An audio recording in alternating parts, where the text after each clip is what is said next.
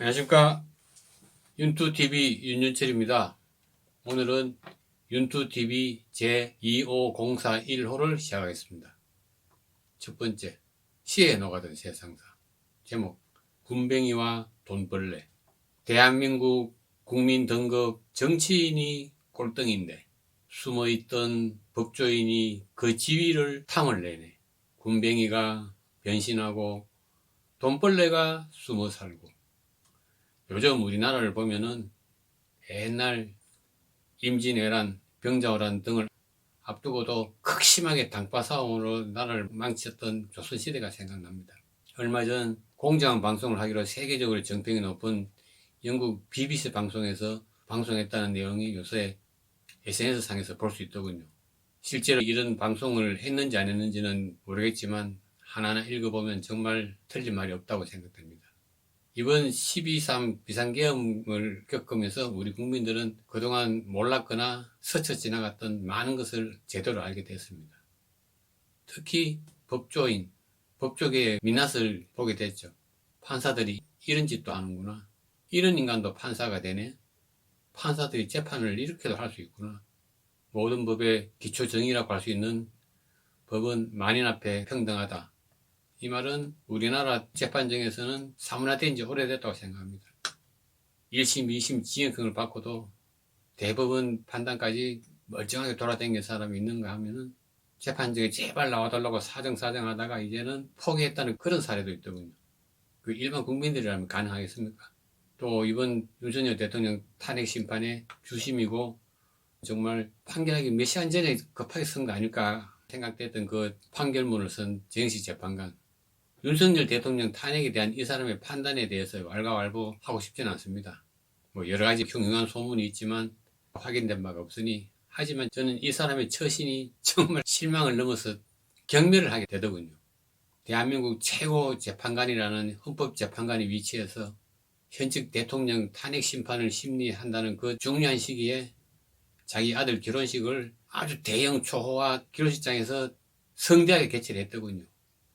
축의금을 칼쿠리로 썰어 담고, 불과 몇십 년 전만 해도 고위공직자만 해도 자기 자녀 결혼식을 그냥 말 나올까봐 또 모범을 보인다고 그냥 간소하게 몰래하고 했는데, 얼마 전에 모 방송국의 인기 아나운서가 결혼을 하는데 번거롭게 하고 싶지도 않고 또 주변에 민폐 끼치기도 싫다면서 결혼식 없이 그냥 결혼만 한다고 했습니다.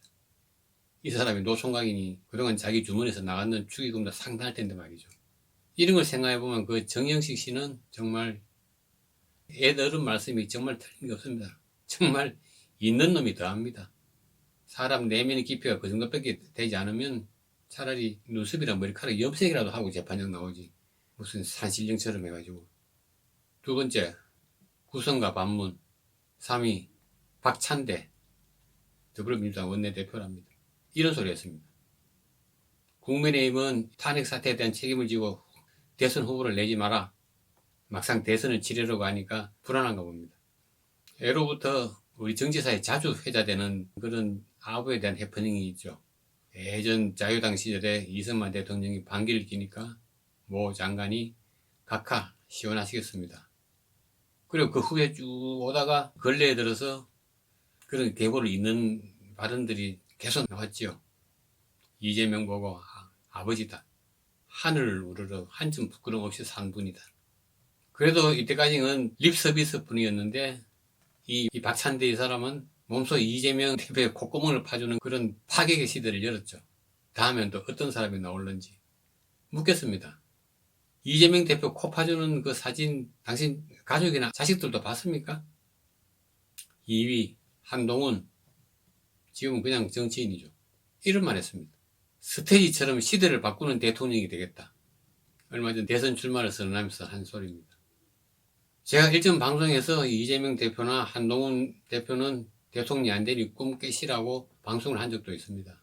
어찌되었든 결과적으로 직전 검사였던 대통령이 탄핵이 됐는데 또다시 직전 검사였던 사람을 우리 국민들이 대통령으로 뽑아주리라고 생각하고 있습니까? 정말 국민을, 더군다나 민주당 지지하는 사람들이 표를 줄 리도 없고, 지금 국민의힘 지지자들 중에서는 지금 윤 의견을 외치면서 본인을 배신자라고 낙인 찍는 사람들이 많은데 도대체 누구 표를 얻어서 대통령을 하려고. 흔히 정치인들이 무슨 좌절을 겪으면은 쉬운 말로 외국에서 공부하고 오겠다고 나갔다가 한참 있다 다시 와서 재계의 길을 보시가는 그 정도의 안목이나 센스도 없는 것 같습니다. 묻겠 예전에는 볼 수 없던 윤어게인을 외치면서 거리를 행진하는 그 2030 젊은이들 보면은 어떤 생각이 드세요?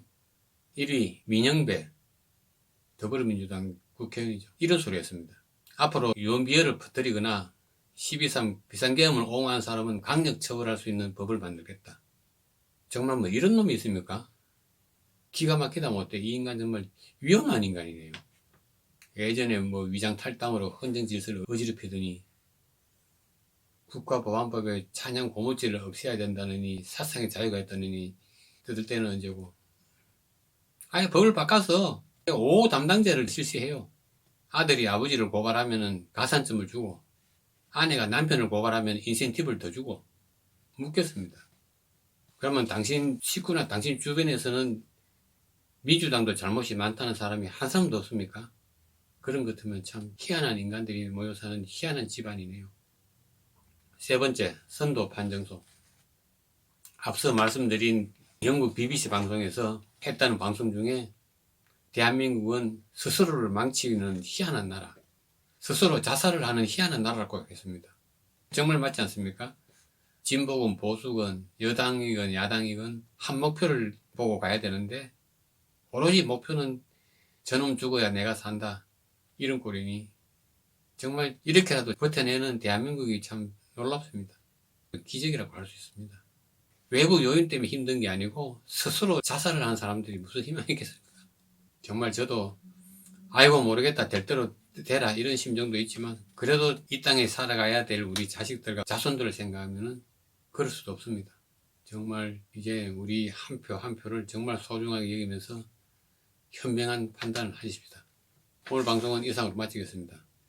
다음에는 좀 더 좋은 내용을 잡아보겠습니다. 감사합니다.